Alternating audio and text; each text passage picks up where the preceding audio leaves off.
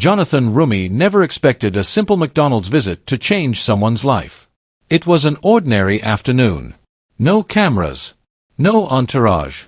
No attention-seeking moment. Just a quiet stop for coffee and a quick meal before heading to his next appointment. The line moved slowly. The sound of beeping machines, sizzling oil, and tired conversations filled the air. People scrolled on their phones, barely looking up. To everyone else, it was just another fast food restaurant on another forgettable day. But then Jonathan heard a voice. "Welcome. What can I get started for you today?" Something about it made him look up instantly. His expression changed. Because standing behind the counter wasn't just another employee in a uniform. It was someone he recognized immediately. Someone he had seen praying on Sundays. Someone who volunteered at church events, helped set up chairs, greeted people with kindness, and spoke often about faith, hope, and trusting God through difficult seasons. A church member. Now standing under harsh fluorescent lights. Wearing a McDonald's cap. Smiling politely while exhaustion showed in their eyes. Jonathan didn't say anything at first. He just watched. The worker moved quickly, taking orders, apologizing for delays, thanking customers who barely acknowledged them. A few people sighed impatiently. One customer rolled their eyes. Another whispered something under their breath and laughed. Jonathan felt something heavy settle in his chest. Not pity. Respect. Because he knew the truth most people didn't. He knew this person's story. The prayers they had shared. The faith they held onto when life didn't turn out the way they hoped. The dreams they once talked about. Dreams that had been delayed, not destroyed. Most people in the restaurant saw a fast food worker. Jonathan saw courage. He saw someone doing honest work instead of giving up. Someone choosing dignity over excuses. Someone showing up, even when life was unfair and no one was clapping. The worker still hadn't recognized him. To them, he was just another customer. Another order. Another face in line. But for Jonathan, this moment was no accident. It was a reminder. A reminder that greatness doesn't always stand on stages. Sometimes it stands behind counters. Sometimes it wears uniforms. Sometimes it smiles through tired eyes and keeps going when no one notices. As Jonathan stepped closer to the counter, he knew one thing for sure. He wasn't going to let this moment pass quietly. What he was about to do wouldn't just surprise the worker. It would leave the entire restaurant silent. And the lesson behind it would inspire millions who believe that no honest work is ever small, and no faithful heart is ever unseen. And what happened next would remind everyone watching what true humility really looks like. The McDonald's wasn't busy enough to feel calm, and not loud enough to feel alive. It sat in that uncomfortable middle space, where the air feels heavy, time moves slowly, and everyone seems impatient without knowing why. The smell of fries lingered in the air, mixing with the hum of machines and the occasional sharp beep from the kitchen. Jonathan Roumie stood quietly in line, hands in his pockets, observing. He had learned long ago to watch people instead of rushing through moments. Fame had taught him something most people never realize, that the world treats you very differently when it knows your name. Today, he was grateful no one recognized him. He wanted to see things as they were, not as people pretended them to be. Behind the counter, the church member moved non-stop. Order after order. Smile after smile. Thank you. Have a great day. I'm sorry for the wait. Their voice never cracked, but their body told a different story. Shoulders slightly slumped. Hands moving fast, almost mechanically. The kind of tiredness that sleep doesn't fix, the kind that comes from responsibility. Jonathan remembered seeing that same person just a few weeks earlier at church. They had arrived early, like always. Helped set up chairs. Greeted people at the door. Stayed late to clean up. When someone asked how they were doing, they smiled and said, "God is good." But Jonathan had noticed the pause before those words. Now he understood why. Life hadn't been gentle lately. Bills had stacked up. Unexpected expenses had hit. A job opportunity that once seemed promising had disappeared without warning. And instead of giving up or asking for sympathy, this church member did what many quietly faithful people do. They kept going. No one in the restaurant knew that story. To them, This was just another worker. Just another uniform. Just another person expected to move fast and stay quiet. A man near the front of the line tapped his foot loudly. "Is it always this slow?" he muttered. The worker apologized immediately, even though the delay wasn't their fault. Jonathan clenched his jaw. He noticed how quickly people felt entitled to kindness but slow to give it. As the line moved forward, a group of teenagers snickered at something on their phone, glancing toward the counter and laughing. The church member pretended not to notice. They had learned that skill well, the ability to hear without reacting, to absorb disrespect without responding. Jonathan felt the weight of that. He thought about how often society measures success by appearances, titles, salaries, comfort, and how quickly people assume failure when they see struggle. Yet the person behind that counter was doing something incredibly brave. They were working. They were showing up. They were choosing responsibility over pride. Jonathan remembered a conversation they once had after service. The church member had said, "I just want to live in a way that honors God, even when it's hard." At the time, Jonathan had nodded.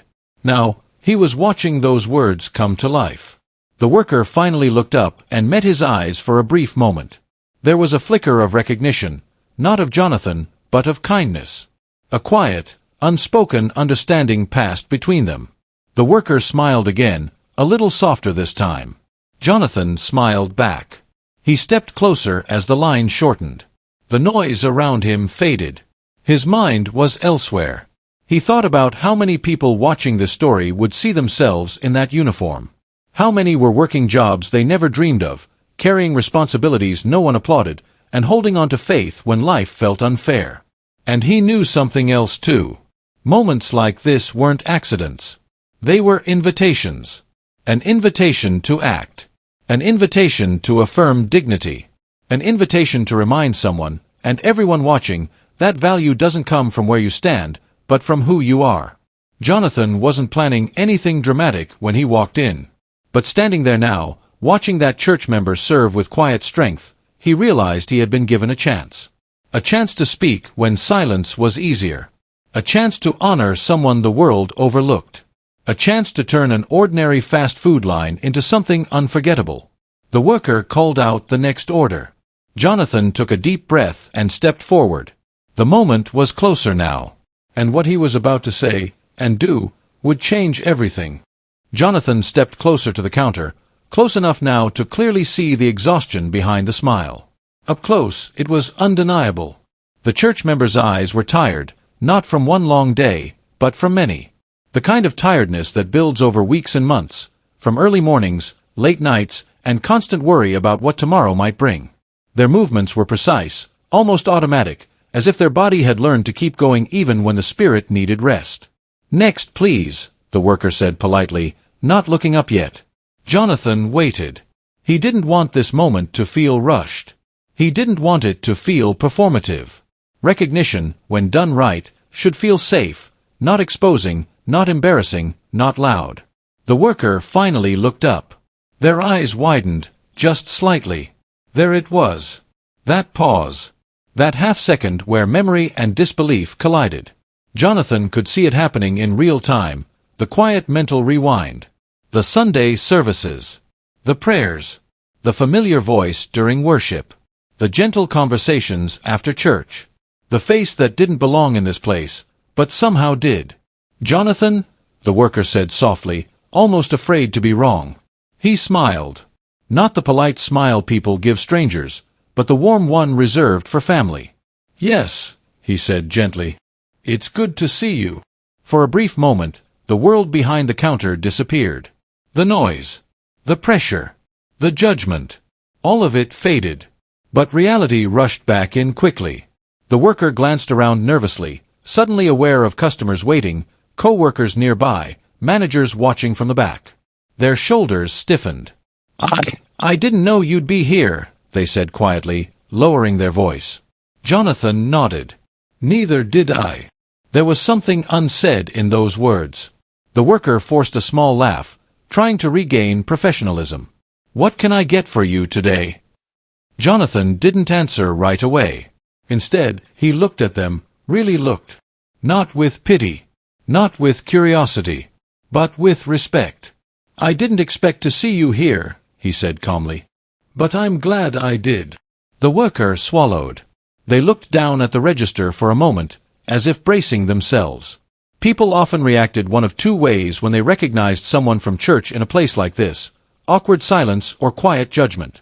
They were ready for either. What they weren't ready for was kindness. "I've been helping out where I can," the worker said carefully. "Just for now." Jonathan nodded again. "There's no just about honest work." The words landed heavier than they sounded. A customer behind Jonathan cleared their throat impatiently. The worker flinched slightly and turned back to the screen. "Sorry about that. Are you ready to order?" Jonathan leaned in just a bit, lowering his voice.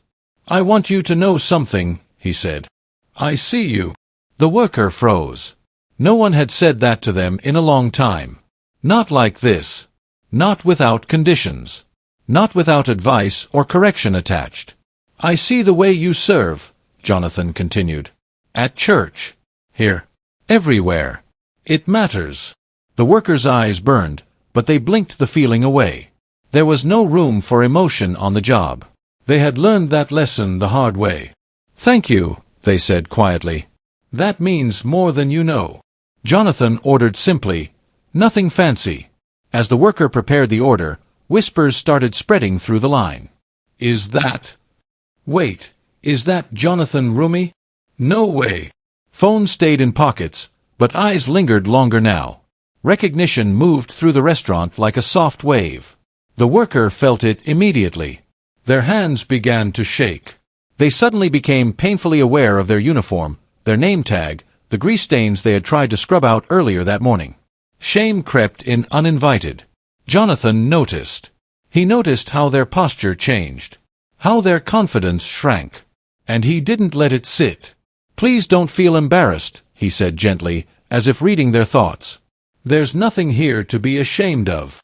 The worker looked up, surprised. "Most people don't understand this," Jonathan continued. "But dignity doesn't come from where you stand, it comes from how you stand." The worker's throat tightened.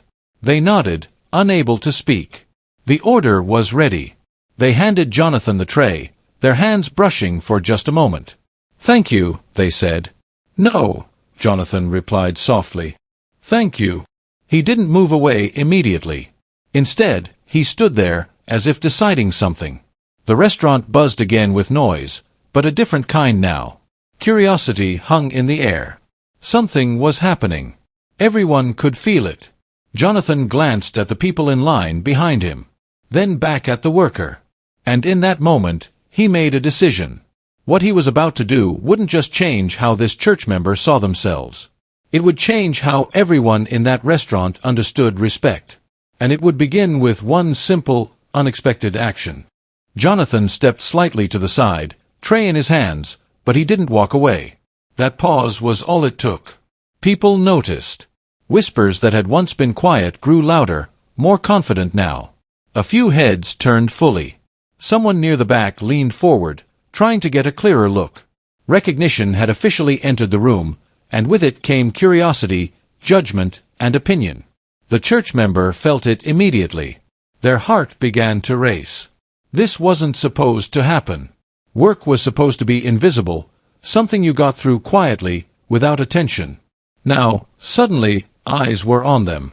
Not just any eyes, but eyes that knew who Jonathan Roumie was.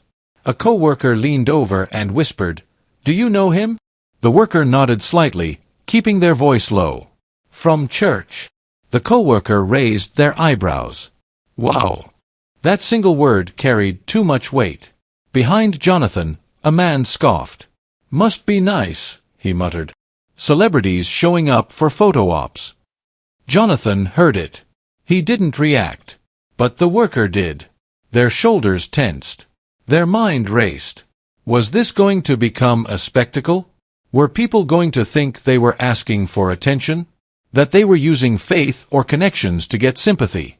That fear, the fear of being misunderstood, hurt more than the long hours ever had. Another customer spoke up, louder this time. "So is the line moving, or are we stopping for autographs now?" A few people laughed. The worker felt heat rush to their face. Embarrassment crept in, sharp and unwelcome. They wanted to disappear behind the counter, to rewind the moment before recognition ever happened. "I'm sorry," they said quickly, forcing a smile. "We'll be right with you." Jonathan turned slowly. He looked at the man who had spoken, then at the others waiting. His expression wasn't angry. It was calm in a way that made people uncomfortable. "Everyone's time matters," he said evenly. "Including theirs." The room went quiet for a moment. The worker froze. No one had ever defended them like that in public before. A manager's voice suddenly cut through the tension from behind the counter. "What's going on up here?" The shift manager stepped forward, eyes narrowing as they took in the scene. Their gaze moved from Jonathan to the worker, then back again. "We're busy," the manager said curtly. "We need to keep things moving." The worker nodded immediately. "Yes, sorry." Jonathan spoke before they could step away. "There's no problem here," he said calmly. "They're doing their job." The manager hesitated. There was something about Jonathan's presence, not loud, not aggressive, but steady, grounded, unshakable. Still, authority kicked in. "Sir, if you've received your order, I'll need you to move aside," the manager said. Jonathan didn't argue. He stepped back, but not away. He watched as the worker turned to the next customer, hands trembling just enough to notice. The worker focused on the screen, breathing shallow, trying to regain control. A woman in line leaned toward her friend and whispered, "Imagine going to church with a famous actor and still working here." The words weren't meant to be cruel, but they cut deeply. Jonathan saw the worker's jaw tighten. He saw the familiar expression, the one people wear when they're swallowing pride to survive. And something inside him shifted. This wasn't just about one moment anymore. This was about a lie that too many people believed. The lie that some work is beneath dignity. The lie that faith should guarantee comfort. The lie that struggle is a sign of failure. Jonathan set his tray down on a nearby table. Slowly, deliberately, he turned back toward the counter. "I'd like to say something," he said, his voice calm but clear. The manager frowned. "Sir." Jonathan raised a hand gently. Not to silence, but to ask for space. "I won't be long." The restaurant quieted again, this time more completely. Even the kitchen noise seemed to fade into the background. The worker looked up, panic flickering across their face. Jonathan met their eyes and offered a reassuring nod. "I want everyone here to understand something," he said, turning slightly so the room could hear. "This person is one of the most faithful, hard-working people I know." The workers shook their head slightly, embarrassed. "Jonathan, please." He smiled softly. "You don't need to hide." A few people shifted uncomfortably. Jonathan continued. "There is no shame in honest work, no matter where it happens." The woman who had whispered earlier looked down. The man who had complained crossed his arms, suddenly unsure. The manager glanced around, sensing the shift in the room. "This job," Jonathan said, gesturing gently toward the counter, "takes discipline, patience, humility. The same qualities people praise in success stories, but ignore when they show up here." The workers' eyes filled with tears. They turned away quickly, pretending to adjust something at the register. Jonathan lowered his voice slightly, but it carried. "If we measured people by their character instead of their comfort," he said, "we'd see a lot more heroes standing right in front of us." Silence settled over the room. Heavy, thoughtful, unavoidable. The conflict had reached its peak. Jonathan hadn't raised his voice, hadn't shamed anyone, hadn't demanded attention. Yet everything had changed, and everyone could feel it. But he wasn't finished, because words alone weren't enough. What he was about to do next would turn conviction into action, and leave no doubt about what respect really looks like. Jonathan stood still for a moment after he finished speaking. Not because he was unsure, but because he wanted the weight of the words to settle. The restaurant remained quiet. Not the awkward silence of embarrassment, but the thoughtful kind. The kind that makes people reflect on what they've just heard. A few customers shifted in place. Someone near the window slowly lowered their phone. Even the kitchen staff had paused, eyes peeking out from behind stainless steel counters. The church members' hands rested on the register, unmoving. They hadn't cried yet. They were holding it together the only way they knew how, by staying focused, by staying small, by staying professional. Years of learning how to survive had taught them that visibility often came with consequences. Jonathan saw that too. He reached into his pocket and pulled out his wallet. The motion was simple, ordinary, but everyone noticed. "I'd like to do something," Jonathan said calmly, his voice steady. "If that's okay." The manager hesitated, clearly unsure how to respond in front of a room full of customers who were now watching closely. "As long as it doesn't disrupt service," they said carefully. Jonathan nodded. "It won't." He turned to the worker. "What's your shift like today?" he asked gently. The worker blinked, surprised by the question. I'm here until closing." Jonathan glanced at the clock mounted above the menu board. Several hours left. He nodded slowly, as if confirming something to himself. Then he spoke, not loudly, not dramatically, just clearly enough for the room to hear. "I'm going to pay for every order in this restaurant," he said. "Starting now." Gasps rippled through the room. "What? No way. Did he just say?" The worker's head snapped up. "Jonathan, you don't have to," they started, panic creeping into their voice. "I know," he said softly. "I want to." The manager stepped forward quickly. "Sir, that's very generous, but—" Jonathan smiled. "I understand how it works. Let's do it properly." He handed his card to the manager. The line buzzed with disbelief. A man near the door let out a quiet laugh, shaking his head. A woman covered her mouth, eyes wide. Someone whispered, "This is real." But Jonathan wasn't done. He turned back to the counter and leaned in slightly so only the worker could hear. "This isn't charity," he said. "This is appreciation." The worker swallowed hard. They nodded, unable to speak. As orders were rung up and cleared, the atmosphere changed completely. People who had been impatient minutes earlier now smiled. Some stepped forward to thank the worker personally. One elderly man said, "You're doing a great job, son," placing his hand over his heart. A young mother whispered, "God bless you," as she picked up her tray. The worker's eyes burned again, but this time, the tears didn't feel heavy. They felt healing. Jonathan stepped aside as the process continued, but he didn't leave. He watched quietly as the worker moved with new energy, their posture a little straighter now, their smile a little more real. When the rush finally slowed, Jonathan approached the manager again. "There's one more thing," he said. The manager nodded quickly now, respect replacing authority. "Of course." Jonathan pulled out a folded piece of paper, a handwritten note. "I'd like this added to their file," he said, handing it over. The manager unfolded it and read silently. It spoke of dedication, integrity, faithfulness, work ethic, character. Not one word about fame. Not one word about sympathy. The manager looked up, visibly moved. "We'll make sure this is noted." Jonathan nodded. Then he turned back to the worker one last time. "I know today wasn't easy," he said quietly. "But I want you to remember something." The worker looked at him, eyes shining. "God sees you," Jonathan said. "And so do I." The worker finally broke. Tears fell freely now, not of shame, but of release. Of being seen. Of being honored. They whispered, "Thank you." Jonathan shook his head gently. "Thank you." He picked up his tray, glanced around the restaurant one final time, and headed for the door. No applause followed him. No cheers. Just silence. The kind that lingers after something meaningful happens. And as the door closed behind him, everyone inside knew they had just witnessed more than generosity. They had witnessed respect in action. But the true impact of that moment was only just beginning.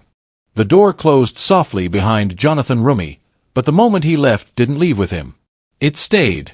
The McDonald's slowly returned to motion. Machines hummed again, trays slid across counters, orders were called out, yet something had shifted. People moved differently now. Quieter. Kinder. As if they were careful not to break what had just been built in that space. The church member stood behind the counter, still trying to steady their breathing. Their hands no longer shook. Not because the day had suddenly become easier, but because something inside them had changed. For the first time in a long while, the weight they carried felt lighter. A co-worker leaned over and whispered, "That was incredible." The worker nodded, still overwhelmed. "Yeah, it was." The manager approached cautiously, no trace of irritation left in their voice. "You handled yourself with a lot of grace today," they said. "Take a few minutes if you need." The worker hesitated. "I'm okay. I can keep going." And they meant it. Not because they had to, but because they wanted to. Customers continued coming in, but the energy was different now. People smiled more. Some made eye contact. A few even thanked the worker by name. One woman paused before leaving and said quietly, "You really inspired me today." Those words landed deep. Later that evening, when the dinner rush slowed, the manager called the worker aside. "I read the note," the manager said, holding it carefully. "No one has ever written something like that for you before, have they?" The worker shook their head. "No." The manager nodded slowly. "It shows. You're someone we should learn from." They placed the note back in the file, not as a favor, but as recognition. When the shift finally ended, the worker stepped outside into the cool night air. The parking lot lights buzzed overhead. Cars passed by without noticing anything extraordinary. But inside the worker's chest, something extraordinary had happened. They sat in their car for a moment, hands resting on the steering wheel, and let the tears come, quietly, freely, without shame. Not tears of exhaustion. Tears of relief. They thought about the weeks they had prayed silently, asking for strength, asking for reassurance, asking God if their efforts still mattered. That day had been an answer. Not through a miracle of money. Not through sudden fame. But through dignity. The next Sunday at church, Jonathan didn't make a scene. He sat quietly, like always. The worker saw him across the room and smiled. So did Jonathan. No words were exchanged. None were needed. Life didn't suddenly become perfect after that day. Bills still existed. Work was still work. Some days were still heavy. But something had changed permanently. The worker no longer felt invisible. They walked taller. Spoke with more confidence. Served with renewed purpose. Because one moment of genuine respect had reminded them of who they were, not just what they did. And the people who witnessed that moment carried it with them too. A man who had complained earlier that day found himself more patient with a cashier later that week. A teenager who had laughed quietly thought twice before judging someone by their job. A mother told her children, "That's what kindness looks like." Jonathan never spoke publicly about what he did. He didn't need to. The impact spoke for itself. Because real faith doesn't announce itself. Real humility doesn't demand credit.